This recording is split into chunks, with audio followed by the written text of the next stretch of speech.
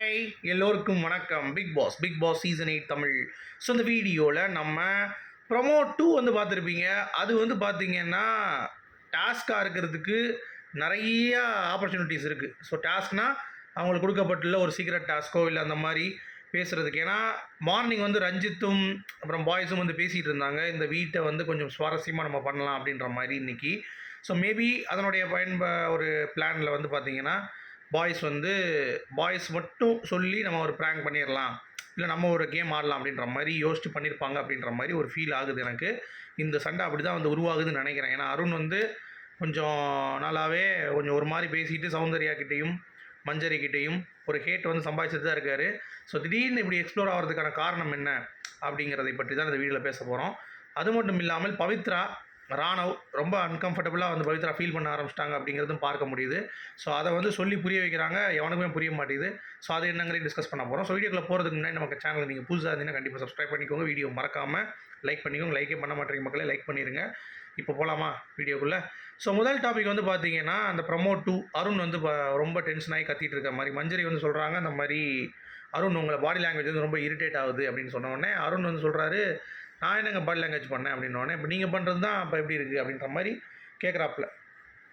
சரி அப்போ மார்க்கிங் சொல்ல வேண்டாம், அப்போ எப்படி சொல்லலாம், பகுடின்னு சொல்லவானோடனே, நீங்கள் பகுடின்னு சொல்ல வேணாம், தெகுடின்னு சொல்ல வேண்டாம், நீங்கள் எதுவுமே சொல்ல வேண்டாம், நான் கரெக்டாக தான் பேசுகிறேன் அப்படின்ற மாதிரி சொன்ன உடனே அந்த சைடு பவித்ரா வேறு இறங்கி அடிக்கிறாங்க. அந்த மாதிரி நீங்கள் பேசுகிறதெல்லாம் கரெக்டாக இராதுன்னொடனே இவரும் சொல்லி நீ பேசுகிறதெல்லாம் கரெக்டாக வராதுன்றார். அப்புறம் சௌந்தர்யா கத்துது சட்டப் அப்படின்ட்டு. ஸோ அருண் மேலே இருக்கக்கூடிய அந்த ஒரு வன்மம் இருக்குல்ல அவங்க எல்லாத்துக்குமே, அதாவது இவன் என்ன ஓவராக இது பண்ணுறான்னு சொல்லிட்டு அவனை அடிக்கணும் நொறுக்கணும் அப்படின்ற மாதிரி ஒரு விஷயம் வந்து பண்ணுறாங்க. பட் இது வந்து பாய்ஸ் டீமால் ஏற்கனவே பிளான் செய்யப்பட்ட ஒரு விஷயம்தான். அதனால் இது வந்து உண்மையிலேயே இந்த ஃபைட் வந்து நடக்கணும் அப்படிங்கிறது கிடையாது. மைண்ட்லேயே முடிவு பண்ணிட்டானுங்க.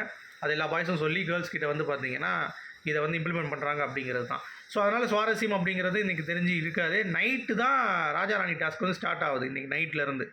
ஸோ 24/7 டாஸ்க்காக இருக்குமா அப்படிங்கிறது தெரியல. ஏன்னா அரசையாக மாறின பிறகு ராஜா இந்த ட்ரெஸ்லாம் போடக்கூடாது, அப்படியே படுக்கணுன்ற மாதிரிலாம் சொல்லுவாங்களான்னு தெரில. 24/7 இருந்தால் இன்னும் பயங்கரமாக இருக்கும் டாஸ்க்கு. ஸோ எப்படி இருக்க போகுதுன்னு தெரில. மேபி 24/7 இருக்கும்னு நினைக்கிறேன். ஸோ வெயிட் பண்ணி பார்க்கலாம் சரிங்களா. இன்னும் அதுக்கு ஒரு 3 நாள் வந்து ராஜாராணி டாக்ஸ் தான் வந்து போகுது அப்படிங்கிறது ஒரு பக்கம். அதுக்கடுத்து நம்ம ரோல்ஸ்லாம் நம்ம ஏற்கனவே சொல்லிட்டோம், திருப்பி நம்ம ரிப்பீட் பண்ண வேண்டாம். ராஜா ராணி மட்டும் சொல்லிடுறேன். ராஜா ராணவ், ராணி வந்து சாட்சினா, தளபதி நம்ம தீபக்கு, அப்புறம் வந்து ராஜமாதா பவித்ரா, ராஜகுரு வந்து ரயன், இன்னொரு படை தளபதி மஞ்சரி, அப்புறம் ஒர்க்கர்ஸ் எல்லாம் வந்து பார்த்திங்கன்னா சௌந்தர்யா, ஜெஃப், சமைக்கிறது விஷால், தர்ஷிகா, அப்புறம் காமனர்ஸ் அப்படின்னு சொல்லியிருப்பாங்களே பொதுவான ஆட்கள் சிவகுமார், அப்புறம் முத்து, அருண், இவங்கெல்லாம் வந்து காமனர்ஸ். இதுதான் வந்து டாஸ்க். ஓகேவா? அடுத்து சிவகுமாரோடைய ஒய்ஃப் அவங்களுக்கு விஷ் பண்ணுற மாதிரி இன்றைக்கி அவங்களுடைய பர்த்டேயில் வெட்டிங் அனிவர்சரி. ஓகேங்களா? ஸோ எல்லா 2 பேரும் சேர்ந்து பாட்டு பாடுறது, டெடிகேட் பண்ணுறது இந்த மாதிரிலாம் இருந்துச்சு. ஸோ பிக் பாஸ் டீம் இருக்காங்களே கண்டஸ்டன்ஸ் எல்லாருமே வந்து அவங்களுக்கு பாட்டு பாடி, ஜாக்லின்லாம் ஸ்பெஷலாக பாட்டு டெடிகேட் பண்ணி ரொம்ப சூப்பராக இருந்துச்சு. பார்க்குறதுக்கு நல்லா வைப் பண்ணாங்க. கொஞ்ச நேரம் நல்லா இருந்துச்சு. ஒரு அரை மணி நேரம் நல்ல ஒரு ரிலாக்ஸான பாடல்கள் கேட்டுட்டு கொஞ்சம் அமைதியாக நல்லா சூப்பராக இருந்தது அப்படிங்கிறது தான். அடுத்து பவித்ரா, காலையிலே ரணவ் என்ன பண்ணிட்டான், நம்ம ஒரு கண்டென்ட் பண்ணலாம் வான்னு சொல்லி பவித்ரா சொல்லிட்டா, நான் வந்து ஃபன் கண்டென்ட்னா வரேன்ட்டான். இல்லை ஃபன்னுன்னு சொல்ல முடியாது, பட் இருந்தாலும் பொக்கே கொடுத்து கொஞ்சம் அசத்தி வேறு மாதிரி வந்து ரணவ் வந்து பண்ணிட்டான். ரணவ் சரி. அப்போ வந்து விஷாலும் ரயானும் உட்காந்து பாட்டு பாடுறாங்க. இவன் பாட்டு பாட சொல்கிறாங்க. என்னென்னமோ பாட்டு பாடுறானுங்க, காமெடி அண்ணன் தங்கச்சி பாட்டு பாடுறானுங்க, எல்லாம் பாடுறானுங்க. இவன் கடுப்பாயிட்டு ஏதாவது நல்ல பாட்டை பாடுங்கன்றோடனே இவன் போய் டான்ஸ் ஆடுறங்கிற பேரில் அவன் தனியாக ஏதோ இப்படி கோமாளித்தனம் பண்ணிகிட்டு இருக்கான்.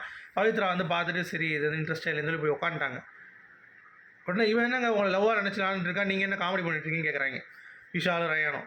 இங்கே பாருங்கள், அது ஃபன்னு தான், சும்மா நீங்கள் இது மாதிரி இழுக்காதீங்கன்னு சொல்லி விஷால், நீங்கள் அவன்கிட்ட சொல்லுங்கள், அதை எதுக்கு என்கிட்ட சொல்கிறீங்கன்னு சொல்லி விஷால் கேட்க, அவர்கிட்ட ஏற்கனவே சொல்லிட்டாங்க, அப்புறம் நீங்கள் வந்து பண்ணாதீங்க அந்த மாதிரி வந்து பவித்ரா சொல்லிடுறாங்க. ஸோ தரமான சம்பவம். விஷால் வந்து அடுத்து வாயை திறக்கலை. அடுத்து ஆனால் வந்து கேட்குறான், என்னங்க நீங்கள் அப்போ உண்மையிலேயே இது இல்லையானோடனே, இங்கே பாருங்கள் நான் பண்ணால் தான் பண்ணேன், டோன்ட் டேக் இட் சீரியஸ்னு, நான் சீரியஸ் ஆக்கிறேன் அப்படின்ற மாதிரி சொல்லிட்டு இருக்கேன்.